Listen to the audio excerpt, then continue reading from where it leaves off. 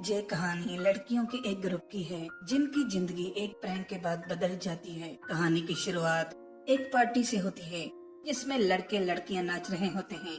इसी घर के एक कमरे में 5 लड़कियां सीनियर ईयर शुरू होने की खुशियां मनाती हैं, जिनके नाम है जेसिका, एली, कैसिडी, क्लेयर और चक्स। ये सभी सरोरिटी सिस्टर्स हैं, यानी एक साथ एक ही कॉलेज में पढ़ती हैं। इसी दौरान उनकी एक और फ्रेंड मेगन, जिसकी अचानक से तबीयत खराब हो जाती है, उसे उल्टी आती है।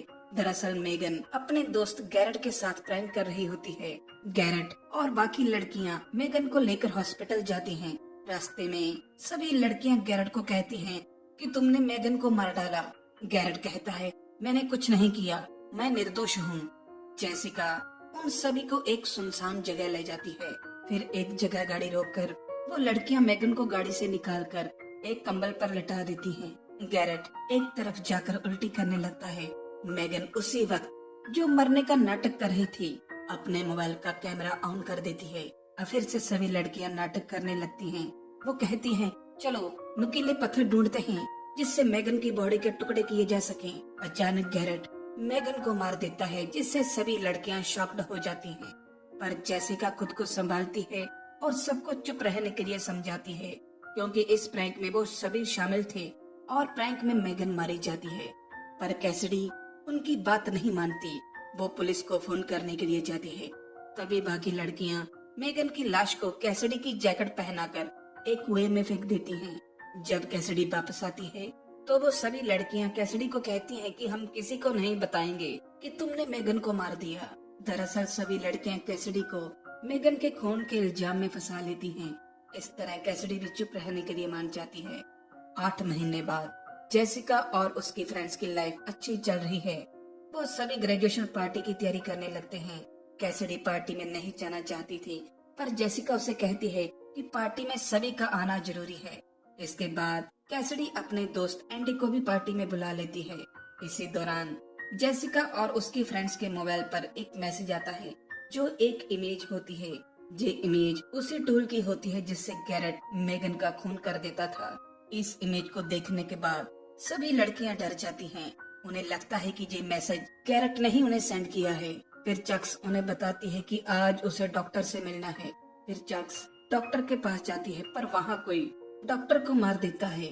फिर वो कातिल चक्स को भी दर्दनाक मौत देता है।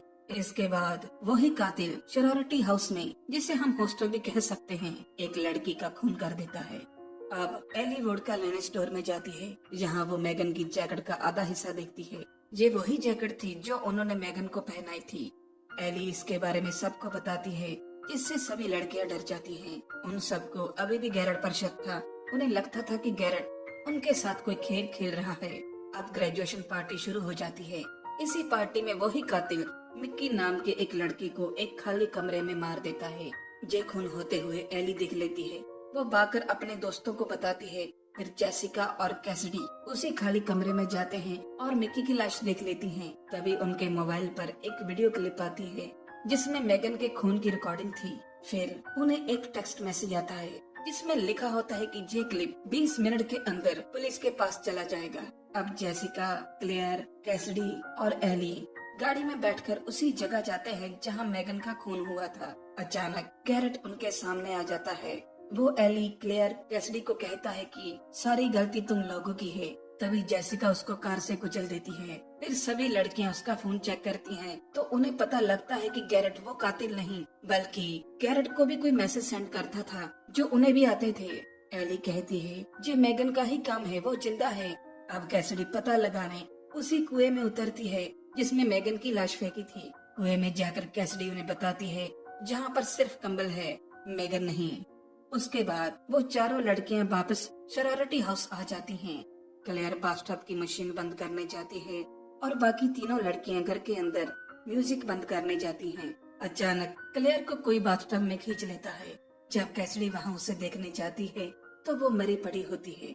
अब जेसिका एक कुल्हाड़ी उठा लेती है। उसे लगता है कि कातिल आ रहा है, तो वो हमला करती है, पर जे सरोरिटी हाउस कीपर थी जो उसके हमले का जवाब देती है। अचानक जेसिका के मुंह से मेगन वाली बात निकल जाती है, पर कैसिडी मौका संभालते हुए कहती है कि मिक्की क्लेयर को मेगन ने ही मारा है। अब वो सभी लड़कियां एक कमरे में बैठ जाती हैं, पर उन सभी के मोबाइल कहीं गुम हो जाते हैं। अब वो कातिल हाउसकीपर को भी मार देता है। फिर जेसिका और कैसिडी को कैल मिलता है। कैल जेसिका का मंगेतर था, जो जेसिका से पीछा छुड़ाना चाहता था, इसलिए वो उन दोनों को खत्म करने के लिए उनके पीछे दौड़ता है। इसी दौरान घर में आग लग जाती है, पर एंडी, जो कैसिडी का दोस्त था, वो पीछे से आकर कैल को मार देता है। फिर वो जेसिका को भी मार देता है। दरअसल एंडी ही असली कातिल था। वो जक्स, क्लेयर और जेसिका को मारता है, क्योंकि उनके कारण ही कैसिडी फंसी थी। वो तो बस कैसिडी को उन लोगों से छुटकारा दिलाना चाहता था। एंडी की बातें सुनकर कैसिडी शॉक हो जाती है। फिर एंडी कहता है, चलो अब एली को मारते हैं, क्योंकि हमारे अलावा मेगन की मौत का राज सिर्फ उसे पता है। लेकिन कैसिडी एंडी का साथ नहीं देती। वो एली को उससे बचाकर निकलने लगती है कि एंडी उनके सामने आ जाता है। अब एंडी कैसिडी पर बहुत गुस्सा हो जाता है।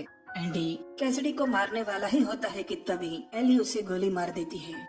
इस तरह अंत में सिर्फ एली और कैसिडी बचते हैं। फिल्म के बाकी कैरेक्टर मारे जाते हैं। वीडियो देखने के लिए धन्यवाद। मिलते हैं अगली वीडियो में।